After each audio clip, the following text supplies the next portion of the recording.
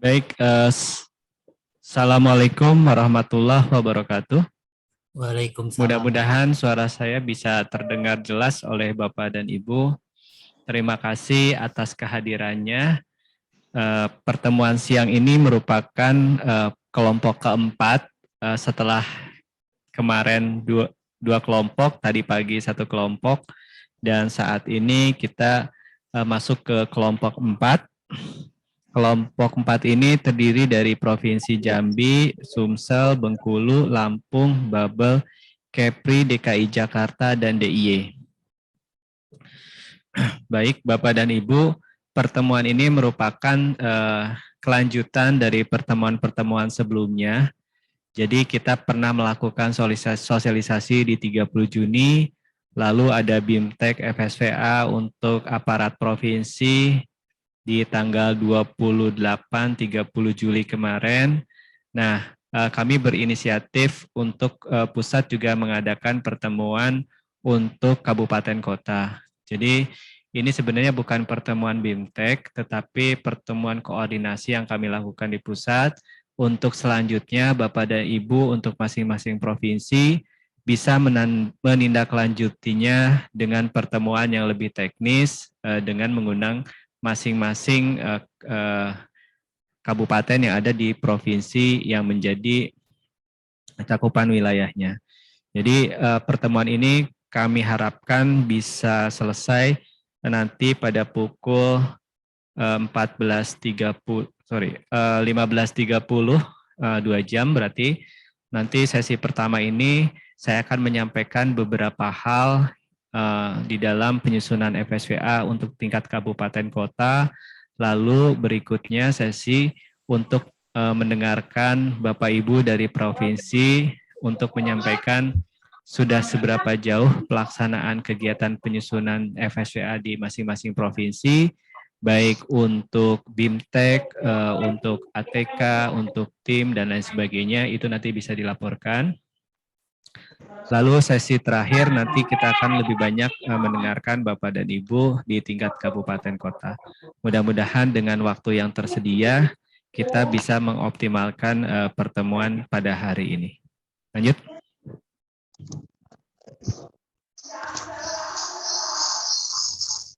Oke, terima kasih Mbak Nabil sudah men-share screen.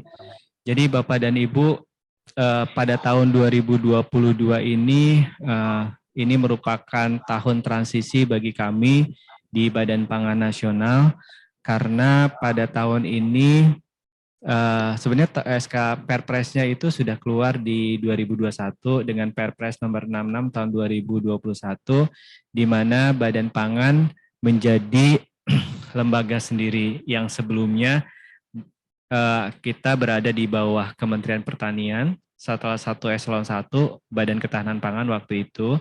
Nah, sekarang kita berdiri sendiri yang bertanggung jawab langsung kepada Presiden.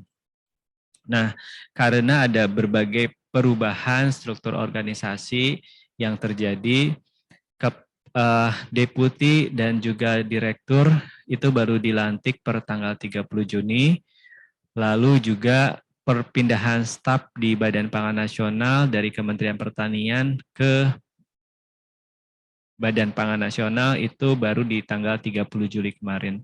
Jadi memang ada berbagai penyesuaian yang kami lakukan di intern. Nah, terkait anggaran tahun 2022, sebenarnya kita masih menggunakan rancangan anggaran yang tahun sebelumnya yang masih di bawah Kementerian Pertanian, sehingga anggaran tahun ini masih cerminan Badan Ketahanan Pangan yang sebelumnya telah dirancang di 2021.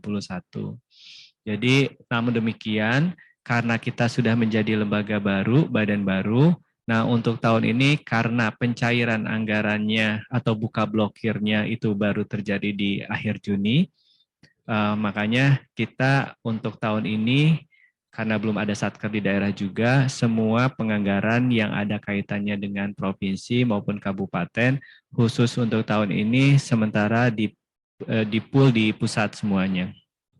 Jadi itu dasar kenapa kita Untuk tahun ini ada anggaran untuk daerah, tetapi semuanya ditaruh di pusat karena memang kita belum punya satker di daerah, belum punya akun sendiri, lalu juga memang disarankan oleh DJA Kementerian Keuangan untuk tidak dulu menyampaikan anggaran ke daerah sampai nanti kelengkapan organisasi dan lain sebagainya itu telah dilakukan. Namun demikian, ada beberapa kegiatan yang memang menjadi fokus dari Badan Pangan Nasional di daerah. Di kami sebenarnya di Badan Pangan Nasional ada 3 deputi, yaitu Deputi Ketersediaan dan Stabilisasi Pasokan, ada Deputi Kerawanan Pangan dan Gizi, lalu yang ketiga ada Deputi penganekaragaman dan penganekaragaman konsumsi pangan dan keamanan pangan. Jadi ada 3 deputi. Nah, untuk kami berada di bawah Deputi Kerawanan Pangan dan Gizi. Di Deputi Kerawanan Pangan dan Gizi sendiri ada 2 direktorat, Bapak dan Ibu, selevel eselon 2 direktorat. Yang pertama adalah Direktorat Pengendalian Kerawanan Pangan. Yang kedua adalah Direktorat Kewaspadaan Pangan dan Gizi. Nah, untuk tahun 2022 ada 4 kegiatan dari Kedeputian Kerawanan Pangan dan Gizi untuk mensupport daerah. Yang pertama adalah penyusunan FSVA Provinsi, lalu yang kedua penyusunan FSVA Kabupaten, lalu yang ketiga penyusunan Sistem Kewaspadaan Pangan dan Gizi Provinsi, dan yang keempat adalah pengendalian kerawanan pangan di 34 provinsi. Jadi ada 4 kegiatan yang dialokasikan peruntukannya untuk daerah, tetapi anggarannya di-pool di pusat. Jadi kalau misalkan kita lihat sebenarnya anggaran yang ada daerah di pusat untuk di Deputi Kerawanan Pangan dan Gizi itu sebesar 70%. Jadi hampir 70% kegiatan yang ada di kedeputian kami itu berada di daerah. Jadi realisasi anggaran Bapak dan Ibu di kabupaten kota dan juga di provinsi itu menjadi capaian kedeputian secara keseluruhan. Sehingga pertemuan seperti ini nanti akan coba kita rutinkan, apakah nanti 2 minggu sekali, apakah 1 bulan sekali. Di akhir nanti di Oktober pertengahan atau mungkin di akhir Oktober, harapannya kita bisa mengundang provinsi ke Jakarta kembali untuk melihat sudah seberapa jauh progres penyusunan hasil FSVA yang telah dilakukan. Jika memang tidak ada progres yang baik, kami akan istilahnya apa? Apakah merefocusing atau melakukan perubahan revisi POK jika diperlukan, itu akan kami lakukan di pusat. Jadi itu beberapa hal yang bisa kami sampaikan terkait dengan penganggaran kegiatan-kegiatan yang ada di daerah saat ini, tetapi penganggarannya ditaruh di Jakarta. Nah, seperti tadi saya sampaikan, kita ada 2 kegiatan yang saat ini akan kita bahas. Yang pertama adalah terkait dengan peta ketahanan dan kerentanan pangan. Untuk yang di tingkat provinsi sudah kita sampaikan pada saat BIMTEK. Untuk yang kabupaten kota, mudah-mudahan Bapak Ibu yang hadir di sini merupakan para petugas teknis yang sebelumnya juga di tahun 2021 menyusun FSVA. Kenapa FSVA ini penting? Sebenarnya ada beberapa hal urgensinya. Yang pertama, memang kita pemerintah maupun pemerintah pusat maupun pemerintah daerah sesuai kewenangannya itu berkewajiban membangun sistem informasi pangan dan gizi yang terintegrasi. Jadi sudah ada mandatnya. Lalu mandat selanjutnya sebenarnya ini juga urusan pangan merupakan urusan wajib non-pelayanan dasar. Pada saat awal tahun, kami diundang oleh Kemendagri bahwa ada 4 target pembangunan pangan di daerah yang merupakan urusan wajib non-pelayanan dasar. Di antaranya yaitu masalah penanganan kerawanan pangan atau penurunan daerah rawan pangan. Lalu yang kedua terkait dengan pola konsumsi pangan harapan. Lalu yang ketiga, jumlah cadangan pangan pemerintah daerah. Dan yang keempat adalah keamanan pangan atau berapa banyak sih produk segar yang sudah tersertifikasi. Jadi atas dasar tersebut bahwa penyusunan FSVA sudah dijadikan indikator pencapaian kinerja pemerintah daerah urusan wajib non-pelayanan dasar itu menjadi concern kami di pusat dan juga tentunya menjadi concern Bapak Ibu di provinsi maupun kabupaten kota. Nah, selain itu juga kenapa FSVA kabupaten menjadi sangat penting, ada Perpres Perpres nomor 104 kalau tidak salah tahun 2021 bahwa salah satu penggunaan dana desa itu 20% untuk ketahanan pangan nabati dan hewani. Nah, dengan adanya FSVA kabupaten dengan unit analisis desa, sebenarnya juga ini bisa dimanfaatkan, bisa direkomendasikan oleh Bapak Ibu kabupaten kepada pemerintah desa atau dinas pemberdayaan masyarakat desa di dalam melakukan kegiatan yang terkait dengan pemanfaatan dana desa yang 20% itu juga bisa mengacu salah satunya kepada hasil penyusunan FSVA yang telah Bapak Ibu susun. Kenapa demikian? Karena FSVA sendiri sebenarnya ingin mengetahui, mengevaluasi capaian ketahanan pangan dan gizi di wilayah Bapak dan Ibu, baik di tingkat kabupaten, kecamatan, maupun desa. Dan juga memberikan informasi mana sih daerah-daerah yang perlu mendapat prioritas penanganan, lalu faktor penyebabnya apa, mengapa daerah tersebut rentan rawan pangan, dan yang tidak kalah pentingnya adalah rekomendasi. Jadi mungkin kemarin kita banyak sudah menghasilkan FSVA, kita udah tahu nih daerah mana yang rentan, mengapa daerah tersebut rentan, tetapi rekomendasinya masih belum dimanfaatkan oleh lintas sektor untuk pembangunan ketahanan pangan dan gizi. Jadi harapan kami sebenarnya FSVA ini tidak hanya menjadi produk keproyekan semata, tetapi lebih jauh dari itu, alat ini bisa atau instrumen ini bisa dijadikan sebagai dasar pelaksanaan program pembangunan ketahanan pangan yang bersifat lintas sektor. Jadi tidak berhenti pada saat penyusunan, mengapa, di mana, tetapi yang paling penting adalah rekomendasi kegiatannya. Di tahun 2022 kita targetnya lumayan sangat berat Bapak dan Ibu. Jadi di pusat kita menyusun FSVA di tingkat nasional dengan unit analisis kabupaten kota, sedangkan di provinsi itu menyusun unit analisis di level kecamatan. Bapak dan Ibu di kabupaten menyusun FSVA dengan unit analisis di tingkat desa atau kelurahan.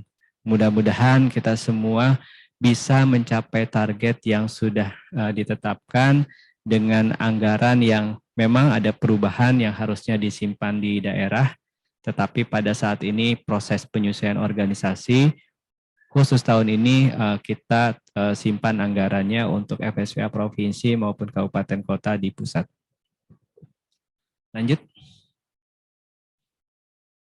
Oke, Bapak dan Ibu, ada beberapa tahapan yang harus dilakukan oleh Bapak dan Ibu dalam penyusunan FSVA. Beberapa fasilitasi anggaran memang tidak banyak, untuk yang provinsi 50 juta, sedangkan untuk yang kabupaten itu sebanyak 25 juta. Nah, bagaimana tahapan-tahapan penyusunan FSVA sendiri? Yang pertama, pembentukan tim FSVA. Nah, harapan kami sebenarnya untuk tim ini bisa dibentuk atau disahkan oleh pimpinan daerah atau minimal sekretariat daerah. Karena kenapa demikian? Karena memang pelaksanaan kegiatan ini dari mulai pengumpulan data sampai rekomendasinya itu memerlukan koordinasi dengan lintas sektor. Biasanya itu bisa dikondisikan jika memang yang menetapkan SK-nya adalah pimpinan daerah atau minimal sekda. Tapi karena memang kita menyadari bahwa pelaksanaan kegiatan ini baru mulai di semester 2 karena berbagai sebab yang terjadi, sehingga jika sudah ditetapkan lewat kepala dinas tidak jadi masalah. Nanti Bapak dan Ibu tinggal menyampaikan SK-nya kepada provinsi untuk selanjutnya direkap, di SK-kan oleh direktur kami di pusat dan ditetapkan untuk pembayaran honornya oleh SK PPK. Jadi untuk sekali lagi di sini udah ada pertanyaan, silahkan disesuaikan dengan waktu dan juga ketentuan di daerah. Kalau misalkan SK-nya bisa sekda, alhamdulillah. Karena kemarin dari sesi yang pertama sampai dengan ketiga ada beberapa daerah yang ditetapkan oleh pimpinan daerahnya, itu kita sambut dengan baik. Tetapi jika daerah yang sulit administrasinya sehingga menghambat, itu bisa dilakukan melalui SK Kepala Dinas. Lalu selanjutnya pertemuan koordinasi. Jadi setelah tim terbentuk, langkah selanjutnya kita lakukan pertemuan koordinasi. Pertemuan koordinasi ini bisa membahas terkait dengan data, lalu melakukan validasi data, penyusunan laporan, analisis, sampai nanti dengan Bapak dan Ibu bisa menyusun rekomendasi kebijakannya. Bagi daerah yang memiliki anggaran APBD, beberapa provinsi sudah melakukan pembinaan atau BIMTEK bagi aparat kabupaten, kota, seperti tadi sudah dilakukan oleh Kalimantan Barat, Kalimantan Selatan, gitu. Mungkin juga pada kesempatan ini nanti Bapak Ibu di tingkat provinsi bisa menyampaikan apakah sudah dilakukan pembinaan teknis atau bimbingan teknis dengan menggunakan kabupaten kota. Itu juga nanti bisa disampaikan. Lalu yang selanjutnya adalah pengumpulan data, karena ada beberapa data yang memang harus dikumpulkan oleh Bapak dan Ibu untuk bisa mengupdate situasi sesuai dengan kondisi yang terbaru. Pertemuan validasi data, analisis data, pemetaan, dan hingga penyusunan laporan. Ini standar yang kita lakukan biasanya seperti di tahun-tahun sebelumnya. Nah, mungkin yang agak beda di tahun ini, kami juga akan melakukan evaluasi hasil penyusunan FSVA daerah.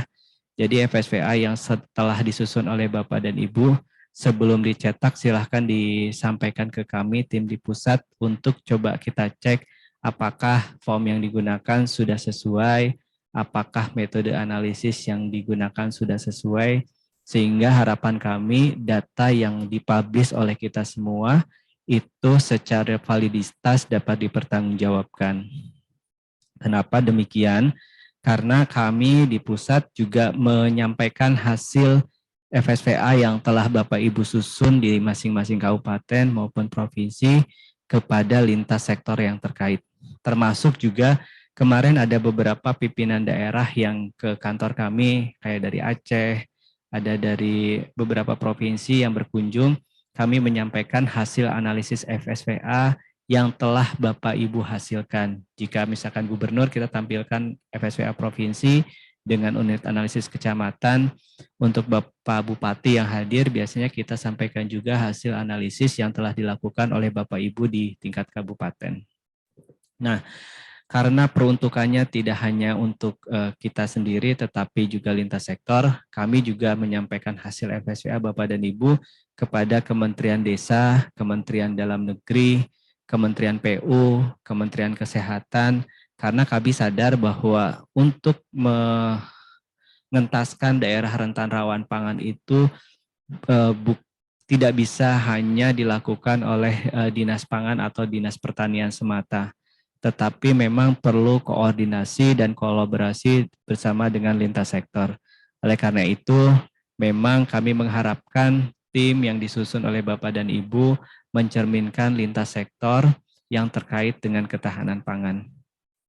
Kemarin pada saat pelatihan, kita masih menjumpai yang SK-nya itu hanya intern Dinas Pangan saja. Itu yang kami kritisi. Nah, selanjutnya setelah hasil evaluasi yang dilakukan, metodenya, formnya itu sudah oke. Karena kemarin kita banyak menemui kasus bahwa data Excel yang dikirim, form, itu hasilnya berbeda dengan peta yang dikirimkan. Dan juga berbeda juga dengan hasil di PDF-nya atau laporan lengkapnya. sehingga mudah-mudahan ke depan kita bisa meminimalisasi perbedaan-perbedaan atau informasi yang beragam yang disampaikan kepada kami di pusat.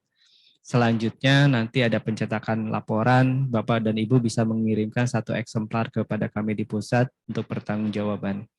Selain itu juga sama halnya seperti tahun 2021, bagi informasi yang sudah firm, sudah oke, kita akan mengupload di website Badan Pangan Nasional untuk dijadikan rujukan oleh lintas sektor terkait termasuk informasi publik.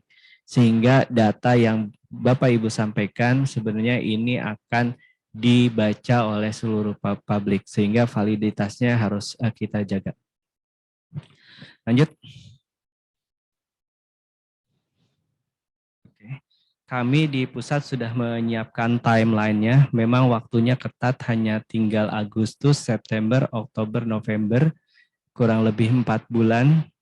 Dan setengah bulan di bulan Desember, Bapak dan Ibu harus bisa mengoptimalkan waktu yang tersisa ini sebaik-baiknya, sehingga target dari 9 tahapan ini itu bisa tercapai hingga nanti di Desember akhir. Ini timeline untuk provinsi, untuk yang kabupaten saya rasa mirip. Jadi bulan Juli dan untuk bulan Juli Bapak dan Ibu sudah bisa melakukan pembentukan tim, pertemuan koordinasi dan pengumpulan data. Di Agustus sudah bisa melakukan bimbingan teknis, lalu juga mungkin ada pencairan ATK, perjalanan dinas, dan lain sebagainya itu bisa dilakukan di bulan Agustus ini. Bagi Bapak dan Ibu yang sudah merealisasikan kegiatan, SPJ-nya sudah rampung, silahkan nanti dikirim ke pusat. Alamatnya bisa ditujukan kepada saya, Tono, di gedung Tono, Direktorat Pengendalian Kerawanan Pangan, gedung E, lantai 6, Jalan Harsono RM nomor 3 Ragunan, Pasar Minggu, Jakarta Selatan. Nanti akan dichat oleh Mbak Lintang. Itu Bapak dan Ibu silakan menyampaikan peng-SPJ-nya kepada alamat kami di Jakarta. Jadi mekanismenya untuk kabupaten kota silakan mengirimkan dulu di pool di provinsi semuanya. Nanti dari provinsi akan mengirimkan ke kami di pusat. Untuk biaya pengirimannya silakan dimasukkan kepada resi di dalam pengiriman. Nanti akan coba kita ganti juga untuk biaya pengiriman dari kabupaten ke provinsi maupun dari provinsi ke pusat. Seperti itu. Lanjut. Nah, bagaimana dengan indikator yang digunakan? Indikator yang digunakan masih relatif sama dengan yang tahun sebelumnya, karena kita sadar bahwa waktunya tidak banyak, sehingga untuk tahun ini kita tidak melakukan perubahan metodologi.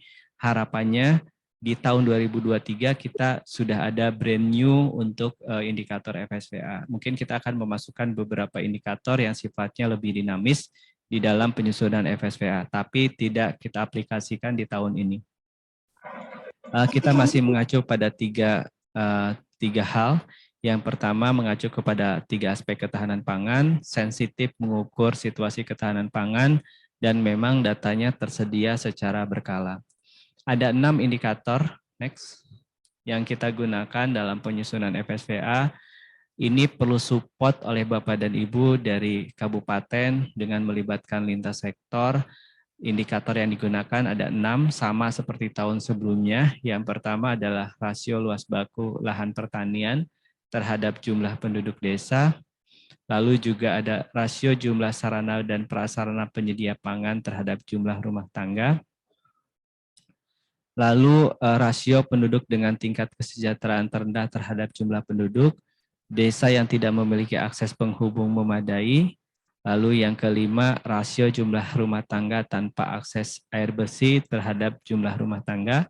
Dan yang keenam adalah rasio jumlah penduduk desa per tenaga kesehatan terhadap kepadatan penduduk.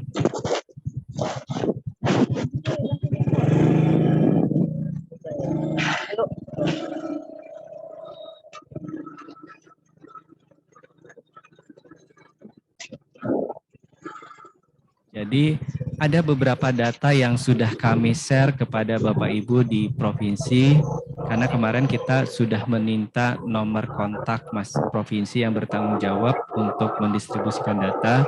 Jadi bagi Bapak dan Ibu yang datanya untuk data PODES terutama belum dapat, Bapak dan Ibu bisa berkoordinasi dengan teman-teman di provinsi.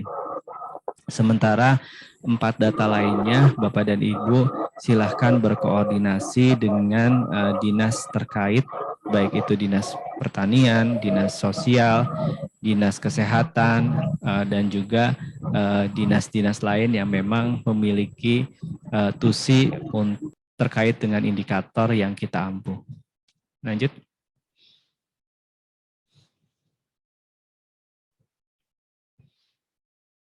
Oke, luas lahan baku ini indikator yang pertama yang kita gunakan. Lahan pertanian di sini bisa lahan sawah, bisa lahan ladang, pekarangan, kebun, dan lainnya. Silahkan Bapak dan Ibu mencari informasinya. Sebenarnya kita tahun lalu sudah menyampaikan hasil, tapi itu hanya luas baku lahan sawah saja.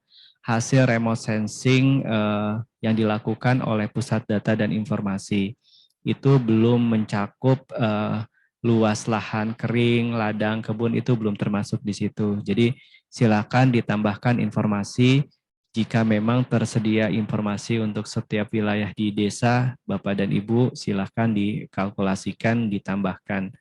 Nanti satuannya kalau sudah dapat luas baku lahan pertanian dibagi dengan jumlah penduduk yang ada di desa tersebut. Untuk sarana prasarana kita yang sudah kita support datanya tersedia itu data yang berasal dari data potensi desa yang diterbitkan oleh BPS tahun 2021. Di situ definisinya untuk jumlah sarana prasarana terdiri dari pasar, minimarket, toko, warung, restoran, dan juga ada 10 komponen di situ, lebih rincinya di paragraf yang kedua, yang kita bagi dengan jumlah rumah tangga di desa tersebut. Jadi sehingga kita dapatkanlah rasio jumlah sarana prasarana dibandingkan dengan jumlah rumah tangga secara total. Lanjut. Selanjutnya adalah tingkat kesejahteraan. Bapak dan Ibu silahkan nanti berdiskusi dengan tim. Apakah nanti menggunakan data dari Dinsos, apakah data dari BKKBN, apakah ada sumber lain yang bisa memberikan informasi terkait dengan jumlah penduduk miskin atau jumlah penduduk prasejahtera di desa tersebut. Kalau sebelumnya memang kita berpacu pada mengacu pada data yang bersumber dari Dinsos. Cuman memang Dinsos ada berbagai penyempurnaan penyempurnaan sehingga mereka di tahun ini tidak mengeluarkan data per desil. Jadi silakan nanti Bapak dan Ibu berkolaborasi, temuannya nanti kalau misalkan ada kendala bisa koordinasi dengan kami di pusat. Lanjut. Selanjutnya indikator 4 ini kita menggunakan desa yang tidak memiliki aspek akses penghubung yang memadai, mengacu pada transportasi baik darat, laut maupun udara, dan membaginya menjadi 4 kategori. Yang pertama, 1 itu jika memang bisa dilalui sepanjang tahun. Lalu yang kedua, dapat dilalui sepanjang tahun kecuali pada saat tertentu. Lalu yang ketiga, dapat dilalui selama musim kemarau. Yang keempat, tidak dapat dilalui sepanjang tahun. Ini definisi tersebut kita ambil dari data PODES yang mengacu kepada Badan Pusat Statistik. Lanjut.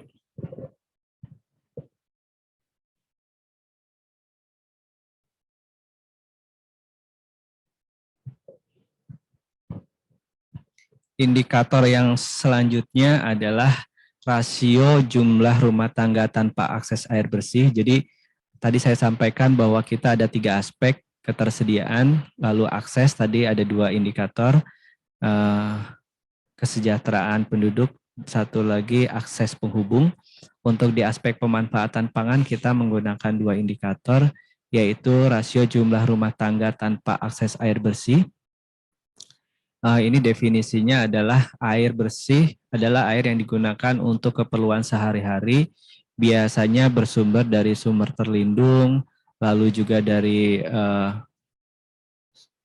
jet pump atau dari sumur bor, tetapi memang ada syarat-syarat tertentu yang harus dipenuhi, yang memenuhi syarat kesehatan dan juga dapat dikonsumsi apabila telah dilakukan pemasakan dan lain sebagainya. Ini nanti disesuaikan dengan definisi data yang Ibu peroleh, apakah dari dinas sosial, apakah dari dinas kesehatan, atau dari BPS. Memang ada dua kriteria, air bersih dan air layak. Yang kita gunakan air bersih itu biasanya sudah termasuk juga air kemasan di dalamnya. Lanjut.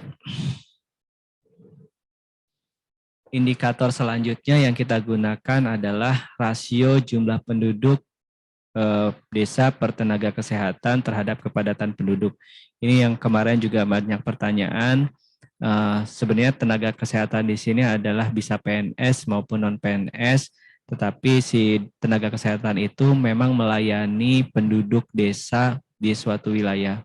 Jadi bisa dari tenaga medis, dokter umum, dokter gigi, dokter spesialis, bisa juga dari tenaga keperawatan atau bidan, atau misalkan ada kader-kader gizi yang ada di wilayah desa itu juga bisa dimasukkan ke dalam tenaga kesehatan. Bapak dan Ibu bisa mendapatkan informasi ini bisa dari Podes atau berasal dari data Dinas Kesehatan. Lanjut. Nah, ini nanti Mbak Nabil, Mbak Lintang ada koreksi ya. Untuk desa itu ada 6 indikator. Jadi sebenarnya ini tahap-tahapan yang kita lakukan dalam penyusunan FSVA. Kita melakukan persiapan data. Mungkin ini 70% kegiatan kita untuk penyusunan FSVA itu untuk penyiapan data gitu. Jadi data ini kalau misalkan kita hasilkan data-data atau kita pilih data-data yang baik, tentunya hasilnya akan baik. Tetapi kalau misalkan data yang kita gunakan itu tidak update, tidak valid, maka hasilnya pun tidak akan valid.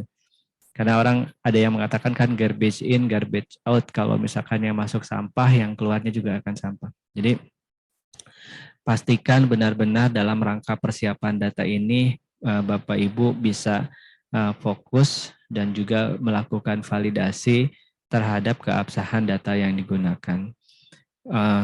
Nanti instansi manapun yang kita acu datanya, tentu di metodologi perlu kita sebutkan bahwa data ini mengacu kepada dinas A tahun berapa gitu. Walaupun memang ada beberapa tingkatan ya. Sebenarnya data yang pertama yang harus diacu adalah BPS sebagai wali data. Jika tidak tersedia, kita bisa mengacu kepada data-data yang dikeluarkan oleh Ditjen Teknis tentunya. Lanjut. Oh, sebelumnya Mbak Nabil. Kemarin kita sering banyak pertanyaan, apa sih bedanya IKP dan FSVA? Jadi sekarang IKP itu kita desain sama seperti FSVA. Jadi IKP itu merupakan nilai komposit dari 6 indikator. Setelah indikator tersebut dilakukan standarisasi dan juga ada proses pembalikan arah gitu. Karena kan ada macam-macam ya Bu, Bapak. Ada yang tadi yang sifatnya rasio, ada yang kategorik, sehingga kita melakukan standarisasi. Nah, setelah dilakukan standarisasi nanti dikalikan dengan bobotnya, dijumlahkan sehingga dapatlah indeks komposit. Nah, indeks komposit itulah yang kita sebut sebagai indeks ketahanan pangan. Nanti nilai indeks ketahanan pangan itu nilainya dari 0 sampai 100. Kita bagi nilai 0 sampai 100 tersebut, nanti mana yang kita kategorikan sebagai prioritas 1, berarti yang IKP-nya paling rendah, dan juga nanti kita masukkan kategori menjadi prioritas 6 kalau memang IKP-nya sudah tinggi. Kalau untuk yang provinsi ini di atas 75. Nanti Bapak Ibu di kabupaten tentunya ukurannya berbeda. Lanjut. Oke.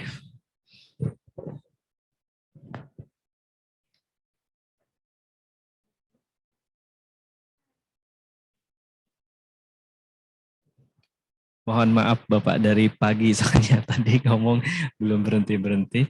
Jadi untuk dukungan pusat, Bapak dan Ibu bisa mendownloadnya di Google Drive yang mungkin sudah di-share oleh teman-teman provinsi, yaitu di https:/intip.in/fsva kabupaten 2022. Jadi ada 6 folder Bapak dan Ibu yang sudah kami siapkan untuk Bapak dan Ibu menyusun FSVA di tahun 2022. Yang pertama adalah panduan FSVA Kabupaten. Jadi kita tidak mencetak banyak untuk panduan, Bapak dan Ibu silakan mengacu pada soft file yang sudah ada di Intip. Lalu yang kedua adalah form analisis FSVA Kabupaten 2022. Ini merupakan versi yang terbaru, versi HS4. Ada beberapa penyesuaian untuk versi HS4 ini, misalkan dari sisi angka konversi, ataupun ada sedikit revisi di cut-off. Jadi harapan kami, Bapak dan Ibu, untuk tahun ini seragam kita menggunakan form analisis versi HS4. Lalu juga ada folder 3 itu untuk latihan analisis data. Yang keempat, latihan pemetaan. Harapannya ini bisa disampaikan nanti pada saat pelatihan yang dilakukan oleh masing-masing provinsi. Atau juga kami sih berharap provinsi ada pertemuan, nanti terserah apakah kami di pusat lewat Zoom meeting, itu silakan nanti bersurat saja kepada direktur kami, Direktur Pengendalian Kerawanan Pangan di Badan Pangan Nasional. Kami tidak mungkin melayani satu-satu per kabupaten dengan jumlah kabupaten yang 514 kabupaten kota. Jadi silahkan Bapak dan Ibu provinsi mengkoordinasikan kapan mau melakukan pelatihan dan bimbingan teknis untuk kabupaten kota. Insya Allah kami mudah-mudahan siap untuk jika Bapak Ibu mengundang atau konsultasi dan bimbingan teknis bisa melalui virtual ataupun melalui fisik. Sebagai gambaran ini Bapak dan Ibu kenapa kita tidak bisa membuka untuk seluruh kabupaten kota, karena memang keterbatasan SDM yang kami punya di Badan Pangan Nasional. Jadi saat ini posisinya untuk Badan Pangan Nasional, total stafnya itu hanya 180 orang Bapak Ibu untuk 3 kedeputian, 3 eselon 1, dan ditambah 1 sekretariat utama. Masing-masing direktorat itu hanya memiliki personil 12 orang, itu termasuk teknis dan administrasi. Praktis kami di level koordinator itu hanya memiliki staf teknis sebanyak 4 orang dan staf administrasi 2 orang. Jadi mohon maaf jika mungkin nanti selama penyusunan FSVA ada beberapa hal yang kita tidak bisa respon cepat Bapak dan Ibu, karena misalkan kami pada saat mengisi forum seperti ini dan lain sebagainya. Gitu. Jadi harapannya untuk persoalan-persoalan yang bisa diselesaikan di tingkat provinsi, bisa diselesaikan alhamdulillah, tetapi jika memang diperlukan masukan atau pertimbangan dari pusat, silakan Bapak dan Ibu membuat agenda pertemuan Zoom meeting, nanti bisa disampaikan kami, mudah-mudahan ada teman-teman kami di Direktorat Kerawanan Pangan ini yang bisa bergabung pada saat pertemuan Bapak dan Ibu. Oke, itu nah untuk membantu Bapak dan Ibu juga kita menyiapkan folder 5 video tutorial. Video tutorial ini berisi 2 video. Ini Mbak Nabila sudah menjadi artis di situ. Jadi memandu Bapak dan Ibu bagaimana melakukan analisis di form analisis di Excel dan juga bagaimana memetakan FSVA dengan menggunakan Quantum JIS. Termasuk juga ada ini ya Mbak, cara mengupload di website juga ada video tutorialnya. Jadi harapannya walaupun kita jauh di mata, tetapi dengan video ini Bapak dan Ibu bisa mengulang dalam rangka memudahkan Bapak dan Ibu untuk menyusun FSVA. Lalu selanjutnya di folder 6 itu ada template laporan. Ini bukan harga mati seperti itu, Bapak dan Ibu silahkan menyesuaikan dengan format yang Bapak Ibu biasa lakukan. Yang paling tidak ada yang minimal ada 4 informasi yang ada di laporan tersebut. Yang pertama, di mana daerah tersebut rentan, itu berarti indeks kompositnya. Lalu yang kedua, mengapa daerah tersebut rentan, berarti informasi untuk setiap indikatornya juga ada di situ. Lalu yang ketiga adalah rekomendasi kebijakannya seperti apa yang harus dilakukan oleh lintas sektor. Jadi paling tidak informasi itu sudah tergambar di laporan FSVA. Nah, itu terkait 6 hal yang ada di Intip FSVA Kabupaten 2022. Bapak dan Ibu silahkan download, yang belum download silahkan dipelajari dulu informasinya.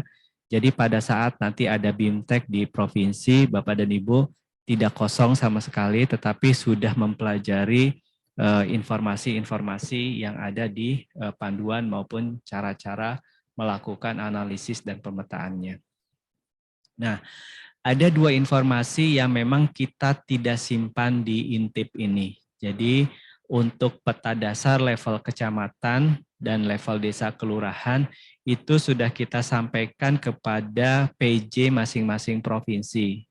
Jadi silahkan nanti Bapak Ibu di tingkat kabupaten berkolaborasi dengan provinsi menanyakan peta dasar daerahnya masing-masing. Begitupun juga dengan data potensi desa, kita tidak taruh di Intip, tetapi kita email bersama dengan peta dasar kepada PJ masing-masing provinsi. Jadi mudah-mudahan Bapak Ibu di kabupaten sudah mendapatkan informasi ini dari para petugas yang sudah kami latih di Bogor pada akhir Juli kemarin. Mudah-mudahan sudah tersampaikan kepada Bapak dan Ibu. Di samping itu juga kita menyediakan ruang untuk konsultasi dan bimbingan teknis bagi Bapak dan Ibu provinsi terutama yang ingin melakukan konsultasi ataupun bimbingan teknis. Next.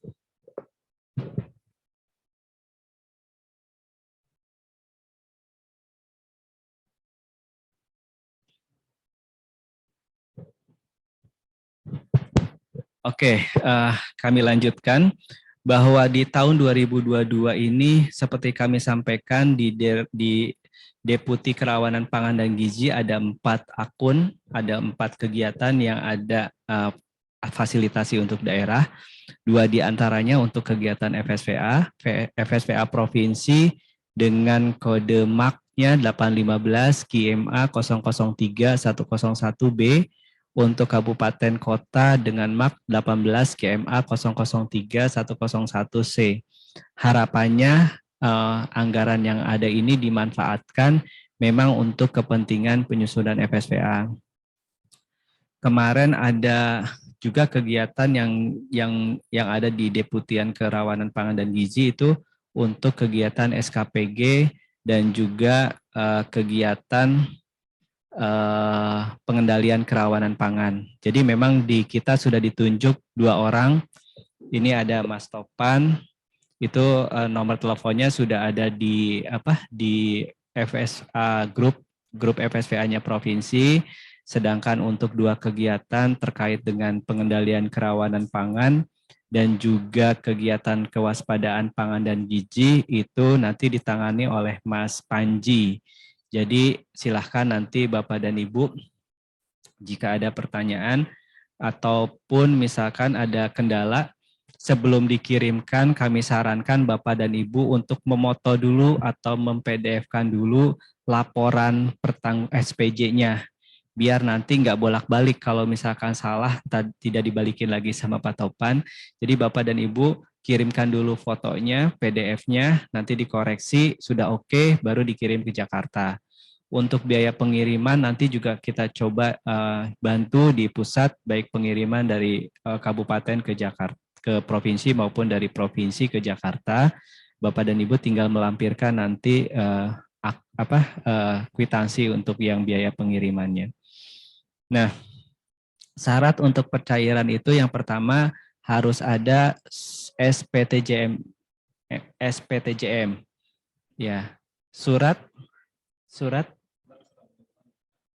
pertanggungjawaban mutlak. Kami harapkan surat pernyataan pertanggungjawaban mutlak, harapannya ini ditandatangan oleh Kabid yang bertanggung jawab terhadap kegiatan tersebut. Itu ditandatangani di atas materai 10.000 ya, 10.000. Lalu, nah kita tidak bisa mencairkan anggaran peng-SPJN dari Bapak dan Ibu jika belum ada surat SPTJM ini. Lalu mekanismenya bisa LS, bisa SPJ rampung. Ini sebenarnya menjadi ranah nanti PUM yang sudah ditunjuk oleh masing-masing provinsi yang telah disampaikan namanya ke pusat. Lanjut. Nah, kabupaten kota seperti saya sampaikan anggarannya tidak banyak, hanya 25 juta. Itu untuk keperluan rapat koordinasi, bisa untuk pengumpulan dan validasi data, sosialisasi, itu nggak banyak, hanya snack saja. Lalu yang kedua, honor tim harus melibatkan lintas sektor, itu dibayarkan bulan Juli sampai November 2022. Lalu juga ada ATK dan juga pencetakan. Pencetakan ini harapannya 1 dikirim ke pusat. Lalu yang kelima, perjalanan. Perjalanan ini bisa dipergunakan untuk koordinasi transport lokal lintas sektor yang rapat di kantor.